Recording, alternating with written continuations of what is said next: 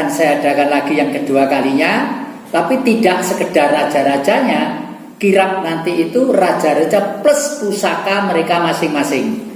Kenapa plus pusaka? Karena leluhur kita membuat tosanaji atau pusaka itu di situ isinya adalah energi kekuatan gaib. Sekaligus kita adakan upacara dalam kirap itu, sekaligus kita mengantisipasi kekuatan-kekuatan yang tidak kasat mata, termasuk nuwun sewu sekarang disebut corona kayak COVID-19 kayak dan lain sebagainya.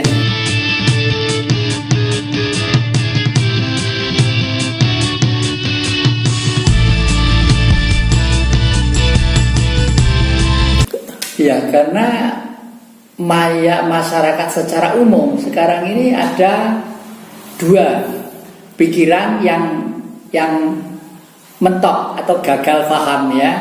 Satu dalam dunia politik, dua kali dalam mencari Tuhan. Itu menurut saya dua-duanya itu gagal paham. Gagal paham istilahnya. Politik misalnya ya.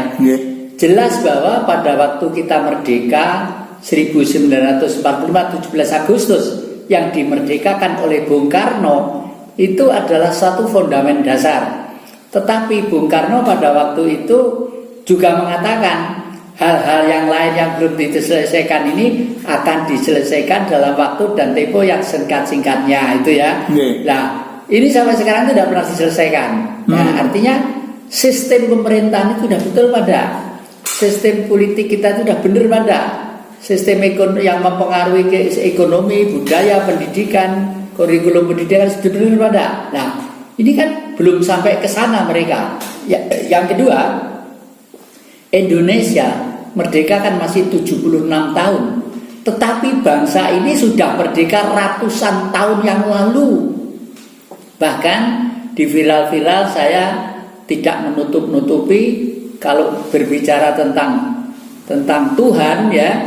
1500 tahun sebelum Masehi bangsa kita itu sudah hidup bertuhan ya. Sudah hidup bertuhan 1500 tahun sebelum Masehi. Ada di lembah Gunung Arjuna ini yang sekarang saya buka misterinya, yaitu misteri Gunung Arjuna yang dimulai dari tenggelamnya benua Atlantik. Dasar pemikiran saya adalah tulisan seorang Profesor Dr. Arisio Santos dari Brasilia. Nah, bukunya judulnya The Loss of Atlantic, jadi hilangnya benua Atlantik. Nah, beliau menulis bahwa manusia-manusia yang jenius dari Atlantik itu ternyata sekarang masih tersisa, dan sisanya manusia jenius itu sekarang berada di negeri pulau sebelah timur, karena nulisnya dari barat ya. Nah, nulisnya itu sekarang disebut bangsa Indonesia. Nah, itu jelas banget. Setelah saya ke lapangan, data-datanya ada. Data-datanya apa? Termasuk pintu gerbang kerajaan pertama. Oleh karena itu, terakhir saya juga membuat viral bahwa kerajaan pertama di dunia itu adalah di Singosari. Bukan Inggris, bukan Belanda, bukan Brunei Darussalam, bukan Malaysia, bukan Belanda. Singosari ya. Itu di Sumberawan ke atas sana. Itu pasca tenggelamnya benua Atlantik. Nah, pintu gerbangnya masih ada. Butoloro, orang Singosari menyebut Duoro Polo. Duo itu dua, ro itu halus, polo itu adalah kekuatan pintu gerbang. Jadi kerajaan Singosari dijaga kekuatan halus, merupakan pintu gerbang masuk ke kerajaan. Ada sebelah kira-kira 500 meter dari perdepoan saya ini ya.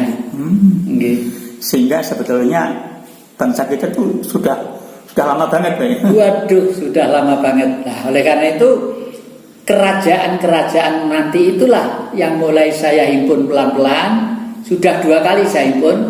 Yang pertama 2008, raja-raja saya ajak kirap di Mojokerto ya. Mojokerto pada waktu sukses besar di sana. Semua raja-raja datang, bahkan tamunya dari Brunei Darussalam, dari Malaysia ngirim, dari Thailand ngirim ya.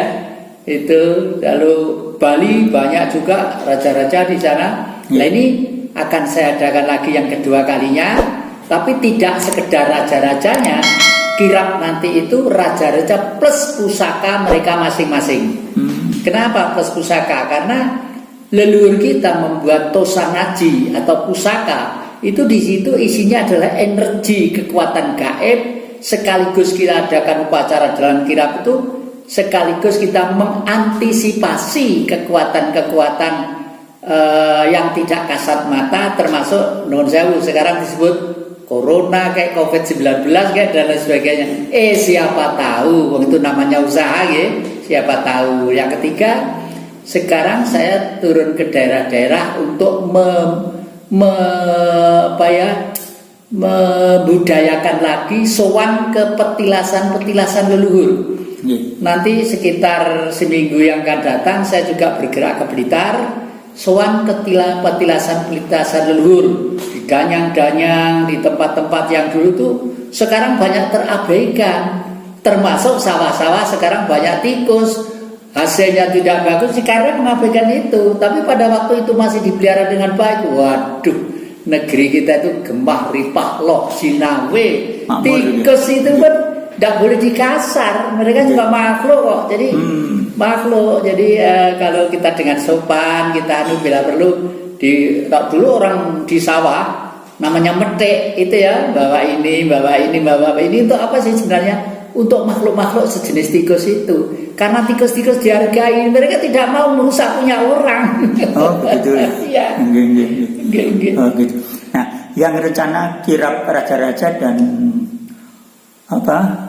pusakanya itu rencananya dalam waktu dekat ya? Sebenarnya 17 Agustus ini, tapi karena COVID-19 ini terpaksa ditunda. Nanti dalam waktu dekat ya, untuk sementara yang bergerak panitianya dari Jogja, lalu saya mewakili Singosari, lalu nanti dalam waktu dekat kita membentuk panitia di Mojokerto Trowulan, karena target kita secara nasional semoga Trowulan atau Mojokerto itu menjadi sentral budaya NKRI. Sentral budaya NKRI kan